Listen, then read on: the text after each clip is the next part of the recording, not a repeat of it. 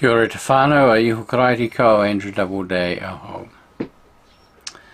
Today we're looking at the last presentation for 2024 for the 29th of December. It's Luke chapter 2 verses 41 through to 52.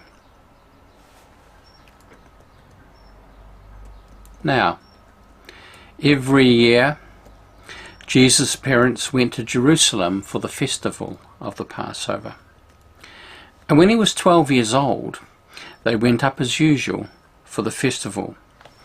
When the festival was ended, they started to return. The boy Jesus stayed behind in Jerusalem, but his parents did not know it. Assuming that he was in the group of travellers, they went a day's journey. Then they started to look for him among their relatives and friends. When they did not find him, they returned to Jerusalem to search for him. After 3 days, they found him in the temple, sitting among the teachers, listening to them and asking them questions. All who heard him were amazed at his understanding and his answers. When his parents saw him, they were astonished. And his mother said to him, "Child, why have you treated us like this? Look, your father and I have been searching for you in great anxiety." He said to them, "Why were you searching for me? Did you not know that I must be in my father's house?" But they did not understand what he said to them. Then he went down with them and came to Nazareth, and was obedient to them. His mother treasured all these things in her heart, and Jesus increased in wisdom and in years, and in divine and human favour. What kind of parents were these? Seriously. Here was Jerusalem for its biggest religious festival of the year, Passover. It would have been absolutely heaving with people, thousands of extra pilgrims squeezed into a relatively small space. And here, as it finishes, they all start to dribble out and head down the roads and routes on their way home, to wherever it is. For Jesus' family, for Mary, for Joseph, it's a trip back up to Nazareth. 4+ days walking. Now, how come, we might ask, they didn't miss their 12-year-old until the end of the day? What were they doing all day? It's a question, isn't it? Now, if Jesus was, as many suggest, an only child, one could properly accuse the parents of neglect of the worst kind. He's only 12. He's still a year out from his bar mitzvah, still a year out from a time when he needs to be taking more intentional responsibility for himself and for what's important to him. And he's gone missing in action. And so was his parents. Now, it could be that he's the youngest in the family. This is on the assumption that Mary is not Joseph's first husband. It's not impossible, but it also leaves us with the same question. How come Jesus, who's the one at that point would be still regarded as, I would imagine, the most vulnerable, seems to have slipped through the cracks? There is a scenario that works, for me anyway, and that is that Jesus is in fact the eldest, and there's a large tribe of siblings that have come along behind, potentially up to about 9 of them, 8 or 9.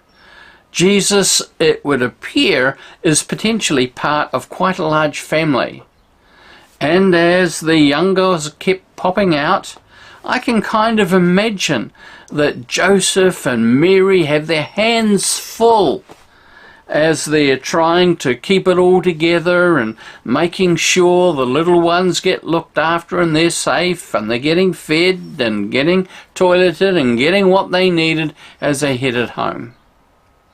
Jesus has always been the responsible one.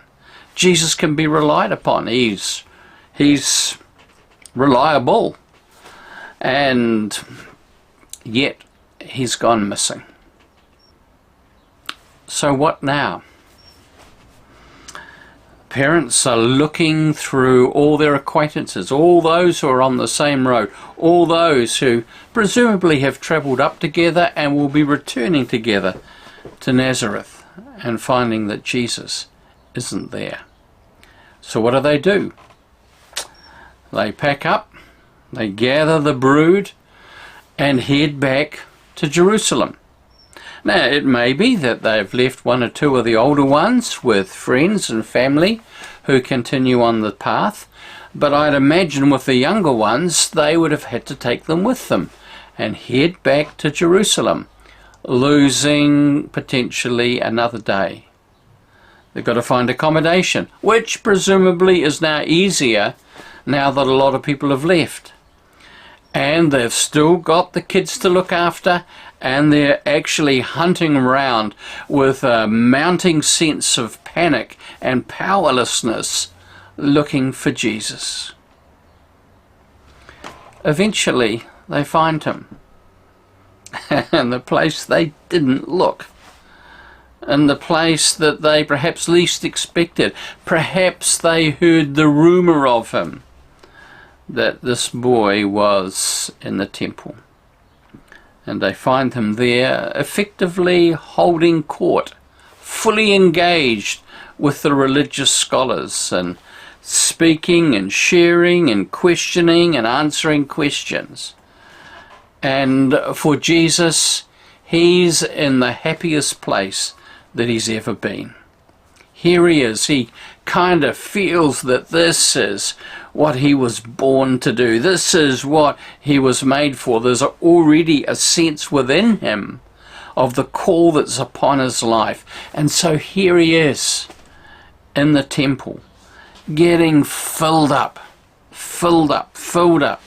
as he's engaging with the religious scholars. It never occurs to him for a moment, because all the other stuff has just fallen away. We don't know where he slept during the nights. Clearly he was being looked after, but he wasn't thinking about his family. He wasn't thinking about how it was for Mary and Joseph, the amount of panic that they must surely be feeling. None of that occurred to him, because he's 12 years old. He's thinking like a 12-year-old. The world that's important is his world, and he's fully engaged with it. And so here he is. And then his parents turn up, and he can see as he looks at them, the look of both relief and grief and shock and a tinge of annoyance on their faces. And so they question him. And for the first time in 3 days, there's this dawning awareness that he had some responsibility toward them. And I imagine that Jesus then returns home somewhat chastened by the experience, somewhat thoughtful about what had just happened and his own thoughtlessness. There's no malice involved. There's no intent to deceive, no intent to willfully go his own way. He's caught up in the moment, and he discovers that other people have had a price to pay as a result of it. So it says that he goes home, and from now on he is obedient to his parents. He doesn't want to do this again. And so, what do we learn from this? Well, I want to suggest that there are some possibilities that emerge, and one of them is that this may have been the basis for a couple of his parables later on. We've got the parable of the lost sheep, where the shepherd leaves the 99 and goes off in search of the one. The sheep maybe doesn't even realize that it's lost because Jesus didn't. But his parents come looking for him, and they pick him up and they bring him back home, restore him to the wider whānau, the wider group of people to which he belongs, restore him to family. I wonder if this is in there somewhere. I also wonder if it's the seedbed for what we call the parable of the prodigal son, of the father who yearns for his son to come home. The son has no idea.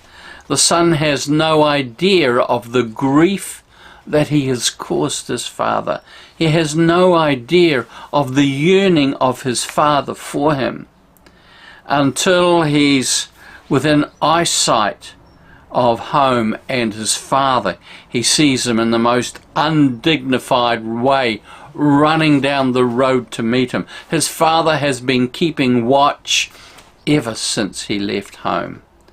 The father yearns for him and wants to see him restored. And maybe it's as Jesus experiences this and sees the reaction of Mary and Joseph, he experiences something of their love for him and recognizes that this is a reflection of the Father's love for all of us. Finally, I want to suggest that none of this is wasted. That for Jesus it was a rich learning experience. And it also points for all of us that we all make mistakes. We all get things wrong. We all misinterpret the circumstances in which we so often find ourselves. And yet there are opportunities for learning. There are opportunities for growth. There are opportunities for us to be able to move forward. And as a result of these things, often our failures, often the things that we have not necessarily willfully, though sometimes have just in our self-absorption missed the cues. And we see that, and we read those final words in verse 52. And Jesus increased in wisdom and in years, and in divine and human favour. It's as we learn the lessons from our mistakes, are able to receive forgiveness and are able to forgive ourselves and to move forward, that we actually discover an increased richness in who we are. Amen. God bless you.